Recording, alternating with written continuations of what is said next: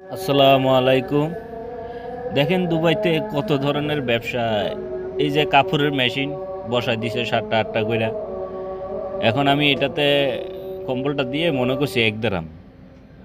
এখন দিলাম সব কিছু মেডিসিন, এই পাউডারটার দামও ১ দেড়হাম। তো এই সবটাই দিয়ে দিলাম কারণ একটাতে লাগে সমস্ত কিছু। কিন্তু অবাক করা বিষয় হলো আমি জানতাম যে সব কিছুই সব মেশিনেই ১ দেড়হাম করে দিলে হয় ২৫ মিনিটের জন্য মেশিনটা চালু হয়। কিন্তু এই হালার মেশিনটা ২ দেড়হাম লাগে, যা আমার জানা ছিল না। আমি প্রথমে ১ দেড়হাম দিলাম, ওমা দেখি চালু হয় না। বুঝতে পারলাম যে ওই লেখা রাখছে কলম দিয়ে ২ দেড়হাম, তো দিলাম। এই দেখেন স্টার্ট হয়ে যাইতেছে।